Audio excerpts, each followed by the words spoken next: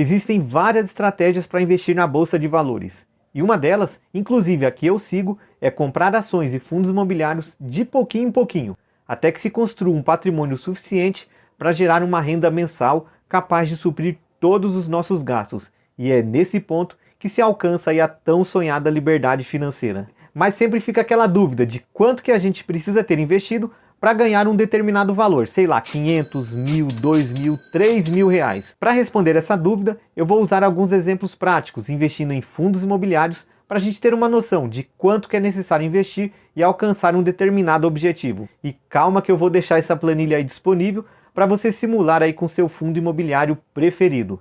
Eu já mostrei aqui para vocês, pessoal, que o começo ele é bem frustrante.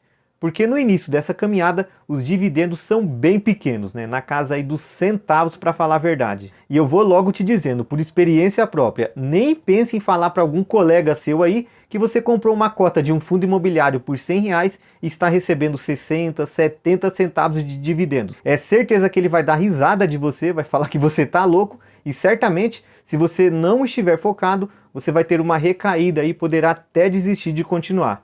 Deixa para falar quando você estiver ganhando aí seus 50, 100 reais de dividendos por mês. E eu gosto de sempre trazer aqui o meu exemplo do MXRF11. As primeiras cotas que eu comprei dele foi em meados de 2020. E o rendimento naquela época, pessoal, era coisa aí de menos de 7, 8 reais por mês.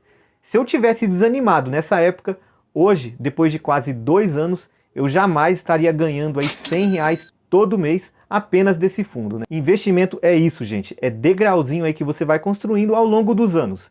E é aí que o mito de que precisa de muito dinheiro para começar é totalmente quebrado, né? Afinal, é você que determina aí o quanto você vai investir mensalmente. É conforme o seu bolso. Hoje, a gente tem ações, fundos imobiliários por 5, 10 reais, provando que a Bolsa de Valores sim é democrática. E nesse intervalo que a gente vai comprando aí todo mês um pouquinho mais de fundos imobiliários ou ações, é muito importante pegar todos esses minúsculos rendimentos, por menor que seja, e reinvestir. Ou seja, usar essa grana para comprar mais cotas ou ações, pessoal. Isso ativa o chamado juros compostos e ajuda aí a você chegar mais rápido no seu objetivo. Eu vou usar nesses exemplos os fundos imobiliários. E um fator determinante para saber em que momento a gente vai atingir aí o valor suficiente para viver de renda são os fundos imobiliários que nós vamos escolher. De maneira geral, vai ser mais rápido aí atingir esse objetivo para quem optar por fundos imobiliários com um dividend yield mais elevado. E só recapitulando, né, o dividend yield é o percentual que o fundo pagou de dividendos nos últimos 12 meses em relação à cotação de momento.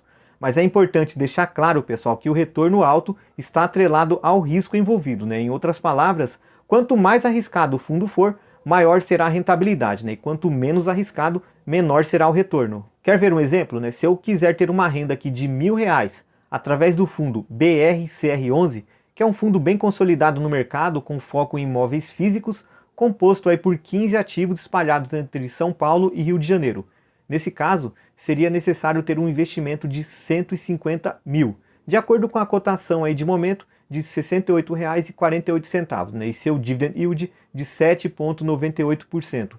E para chegar nesses 150 mil, seria necessário aí ter 2.196 cotas. Agora olha só a diferença, esse mesmo desejo de ganhar R$1.000, porém investindo no fundo DEVA11, um fundo aí de papel, bem arriscado devido ao foco da alocação dos seus recursos, que é em multipropriedades, loteamento, incorporações, com centenas de devedores, né? E muitos sendo até pessoas físicas, com risco aí de inadimplência sempre eminente, pessoal. Muito provavelmente, né, um fundo que traz um retorno maior e por conta disso é necessário menos dinheiro para ter essa renda de R$1.000. Quer ver só? Vamos lá. Fundo DEVA11, cotação 94,59 e realmente o retorno é um dos melhores, mais de 15% de dividend yield. Colocando aqui a renda desejada de R$1.000, tá aí, 79 mil já seria suficiente. Para se ter uma ideia, se a gente tivesse 150 mil investido, como no caso do BRCR11, aqui no DEVA11, o dividendo seria praticamente o dobro. Vamos ver. Deixa eu alterar aqui para R$2.000. E aí pouco mais de 150 mil no DEVA já daria aí um dividendo de R$2.000 por mês, pessoal. Olha só a diferença, né? Discrepância de um para o outro.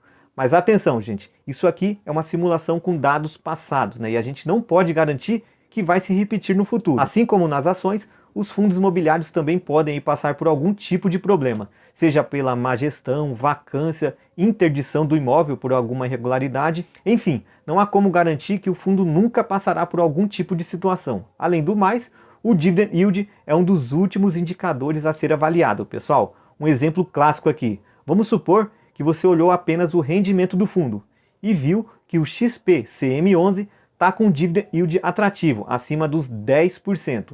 E que para chegar nesses R$1.000 de dividendos, a gente precisaria de 118 mil, ou seja, bem mais rentável que o BRCR11. Para o investidor mais experiente que está antenado aí no mercado, vai saber que isso é uma bela de uma furada, gente, porque o fundo possui apenas um imóvel, ou seja, ele é monoativo, e que esse único imóvel está desocupado, sem inquilino, que é a pior coisa que um fundo pode enfrentar, né? E pela cotação ter derretido, ele acaba aí elevando o dividend yield, portanto, o imóvel está lá, gerando despesa e não entregando o aluguel, né? E logo logo não vai ter aí da onde que o fundo tirar dinheiro para pagar os seus cotistas, ou seja, não seria uma boa opção colocar o nosso dinheiro nesse fundo específico. E é por isso, pessoal, que a escolha do fundo precisa ser criteriosa. E o rendimento, se paga pouco ou muito, não pode ser exclusivamente o fator determinante para a tomada de decisão. Muita gente tira sarro da pouca rentabilidade da minha carteira, mas mesmo assim eu ainda prefiro fundos mais seguros, né, de lajes corporativas, shopping e principalmente de logística, que é o meu setor preferido. São fundos que eu julgo aí mais sólidos, né, resilientes, e que apesar da pouca rentabilidade, vai me gerar rendimentos constantes por vários e vários anos. Faça aí a sua simulação, aqui tem praticamente todos os fundos imobiliários, mas use apenas para ter uma noção de quanto que o fundo vem pagando aí de dividend yield. Afinal, o que vai fazer a diferença para o sucesso da sua carteira é conhecer detalhadamente cada fundo aí que você pretende investir. Bons investimentos e eu te espero para o próximo vídeo. Tchau!